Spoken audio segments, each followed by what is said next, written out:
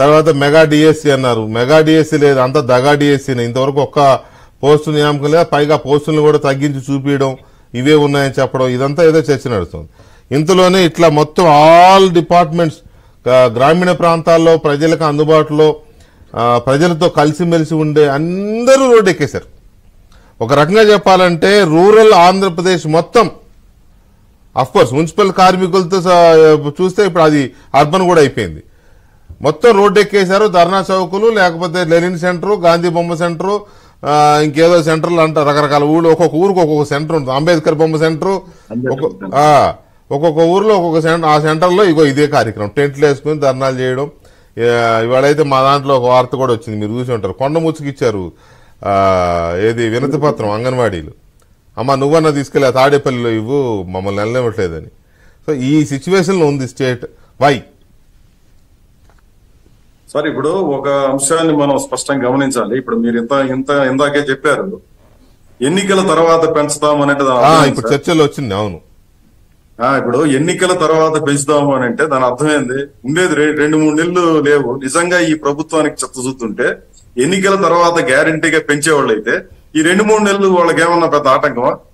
సంవత్సరానికి అయ్యే ఖర్చు 300 కోట్ల రూపాయల కంటే మించదు అని చెప్పేసి వీళ్లే లెక్కలు చెప్తారు. ఇప్పుడు ఒక్క బైజూస్ ట్యాబుల్లోనే కుంభకోణం దాదాపు 1300 కోట్ల రూపాయలు జరిగిందనేది ఇప్పుడు నిన్న శ్రీనివాసరావు గారు సిపిఎం రాష్ట్ర కార్యదర్శి లెక్కలతో సహా వివరించాడు. అంటే డబ్బులు వస్తాయి, కుంభకోణం ఉంది కాబట్టి అది చేస్తారు సార్. ఇక్కడేమొస్తాయి జీతాలు పెంచితే? అదే నేను అనేది కూడా అదే. ఇట్లాంటివి వస్తున్నాయి సార్. ఇసుక కుంభకోణం తీసుకోండి, మైన్స్ కుంభకోణాలు తీసుకోండి, లేదా ఎన్ని రకాల కుంభకోణాలు, ఏ కుంభకోణం తీసుకున్నా దాంట్లో 1/1 ఖర్చు చేసినా ఇట్లాంటి వాళ్ళకి అందరికీ, కాంట్రాక్ట్ కార్మికులకి లేదంటే వీళ్ళకందరికీ బ్రహ్మాండంగా చేసేయచ్చు, ఏమి సందేహం లేదు. ఒక్క అంగన్వాడీలే కాదు, ఈ రోజు ఆశా వర్కర్లు మీరు అన్నట్టుగా మధ్యాహ్నం పోయిన వాళ్ళు 6వ తారీఖున చెలో అమరావతి పెట్టారు. ఎలక్ట్రిసిటీ కార్మికులు ఇప్పటికే ఎస్సీ ఆఫీస్ దగ్గర ధర్నాలు పెట్టి వాళ్ళు విద్యుత్ కార్మికులందరూ చెప్పారు మేము కూడా సమ్మెకు పోబోతున్నాం అని చెప్పేసి. అదే మాదిరి మున్సిపాలిటీ వాళ్ళు సమ్మెలో ఉన్నారు. సమగ్ర శిక్ష అభియాన్ ఉద్యోగులందరూ సమ్మెలో ఉన్నారు. ఇంత అలజడి ఎందుకు వచ్చింది ఈ రోజు ఆంధ్ర రాష్ట్రంలో? గతంలో మనం అనేక సందర్భాల్లో మాట్లాడుకున్నాం. తెలుగుదేశం పార్టీ నాయకులు వీళ్ళు మాట్లాడే సందర్భాల్లో కూడా వాలంటీర్లకు సంబంధించి మీకు గుర్తుండే ఉంటుంది వెంకటకృష్ణ గారు, మన వాలంటీర్లకు సంబంధించి అదే మాదిరి ఈ సచివాలయ సిబ్బందికి సంబంధించి చర్చ జరిగినప్పుడు నేను చాలా సందర్భాల్లో చెప్పాను, ఇదన్నీ వాళ్ళు మెడకు చుట్టుకుంటుంది గ్యారంటీగా, డౌటే లేదు చూడండి మీరు అని చెప్పేసి. ఈ రోజు అదే పరిస్థితి వ్యక్తం అవుతుంది. జిల్లాలు ఎక్కడికక్కడ వాళ్ళు కూడా సమ్మె నోటీసులు ఇస్తున్నారు కలెక్టర్లకి, వీళ్ళందరూ కూడా. కారణం ఏమి? ఎంతకాలం చూస్తారండి? ఇప్పుడు 5,000 రూపాయలతో వాడు వైసీపీ వాడు గాని లేకపోతే ఇంకొకడు గాని ఏమి జగన్మోహన్ రెడ్డి ఫోటోలు ఏమన్నా తింటారా? రోజు అన్నం తినాల్సింది వాళ్ళు కూడా. రోజు రకరకాల ఖర్చులు ఉంటాయి, రకరకాల వ్యవహారాలు ఉంటాయి. వాడు ఏదో పేరుకేమో వాలంటీరు, ఇంటి అవసరాలు కూడా కనీసం తీర్చలేడు. 24 గంటలు ఈ అధికార పార్టీకి సేవలు చేయడం తప్ప ఏ రకంగానూ కుటుంబానికి తోడ్పడలేనటువంటి పరిస్థితి. వెట్టి చాకరీ అయిపోయింది. ఇది ఒక సీరియస్ సమస్యగానే ఉంది. చాలా రోజుల నుంచి చాలా పెద్ద చర్చగానే ఉంది. వాళ్ళందరూ ఈ అలజడి ఉంది. ఇప్పుడు కుండు మీద కారం చల్లినట్టుగా ఈ మంత్రి గారు వచ్చేసి 750 రూపాయలు జీతం వేస్తాము అని చెప్పి ఆయన ప్రకటన చేశారు. అంటే ఈ 5 ఏళ్ల కాలంలో వీళ్ళు సేవ చేసిన దానికి 700 రూపాయలు, పెన్షన్ 750 రూపాయలు పెంచేసిన వాళ్ళు జీతం కింద 750 పెంచారు. ఇదేమి న్యాయం? ఇది ఇట్లాంటి ఒకటి కాదు. ఇప్పుడు అంగన్వాడీలు కూడా ఉంది. అంగన్వాడీల సమస్య ఏమి? ఈ రోజు వాళ్ళు అడుగుతున్నది, సుప్రీంకోర్టు చెప్పింది సమాన పనికి సమాన వేతనం ఇవ్వండి. ఇది అమలవుతుందా కాదా, ఏం చేయాలన్నటువంటి చర్చ ఏం లేదు. సుప్రీంకోర్టు చెప్పినా వినరు, హైకోర్టు చెప్పినా వినరు. గ్రాట్యుటీ ఇవ్వమని చెప్పింది. పక్కన ఉన్నటువంటి కర్ణాటక ప్రభుత్వం అమలు చేస్తా ఉంది. ఈ ప్రభుత్వం ఎందుకు అమలు చేయదని అడుగుతుంటే దానికి మేము కేంద్రానికి లేఖ రాస్తాం. కేంద్రానికి ఎందుకు రాయాలా? పక్కన ఉన్నటువంటి కర్ణాటక వాళ్ళు అమలు చేస్తుంటే మీరెందుకు అమలు చేయాలంటే సుప్రీంకోర్టు తీర్పును కూడా మళ్ళీ పరిశీలించాలా, లేకపోతే ఇవన్నీ చేయాలా? ఈ రోజు ఎంత తీవ్రమైనటువంటి ఆటంకాలు ఉన్నాయి. ఈ రోజు వాళ్ళ దగ్గర పని అందజేయిస్తున్నారు. ఆఖరికి యాప్లు ఇవన్నీ చేయడానికి వాళ్ళు ఈ రోజు 15 రోజులుగా సమ్మె చేస్తున్నా వాళ్ళు ఏమి అలజడలేదు. వాళ్ళంతా కూడా చాలా బిర్రుగా ఉన్నారు. 15 రోజులు అయిన తర్వాత అదైతే గ్రేట్ ఫైట్ అండి. నిజంగా ఇన్ని రోజుల నుంచి చేస్తున్న వాళ్ళలో ఎక్కడా కూడా పట్టుదల సడలేదు. ఏదో ఎలాగైనా సరే సాధించుకోవాలని ఇదే కనపడతా ఉంది. పట్టు సడలేదు, వాళ్ళకి బెరుకు లేదు, ఏమాత్రం సంశయం లేదు. చాలా విగరస్ ఫైట్ నడుస్తా ఉంది. వీళ్ళు ఏమనుకున్నారంటే మన జగన్మోహన్ రెడ్డి గారు, ఈ మంత్రులు లేకపోతే ఈ వైసీపీ నాయకులందరూ కూడా ఏదో పోయి తాళాలు పగలు కొట్టేస్తానో తలుపులు పగలు కొట్టేస్తానో వీళ్ళంతా పరుగులు తీస్తా వచ్చి సెంటర్ లోకి చేరిపోతారో అని అనుకున్నారు. కానీ అదేం కాదు.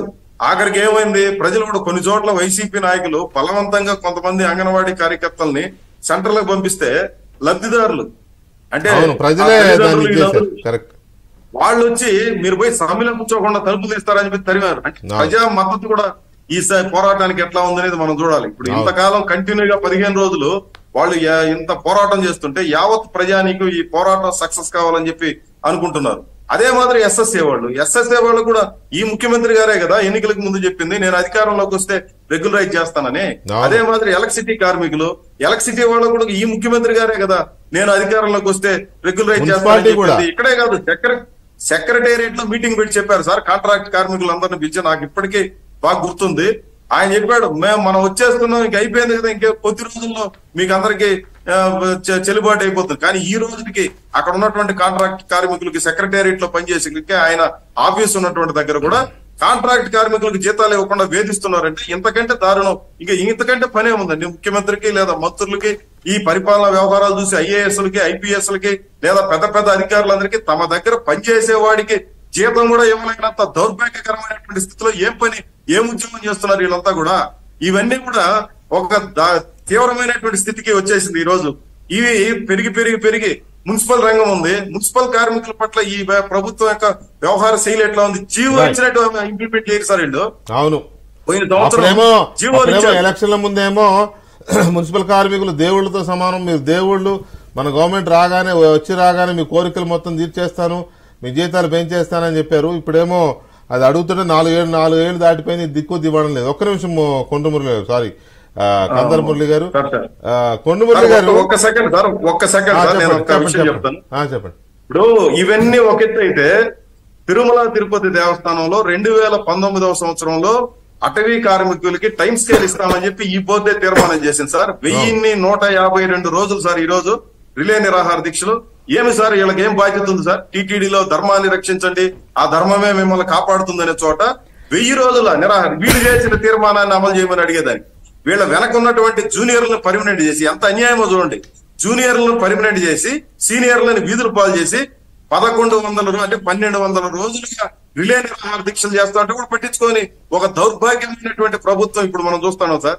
ఇంతకంటే ఇంకేం చెప్పాలో నాకు అర్థం కావడం. రైట్. కొండమురళి గారు,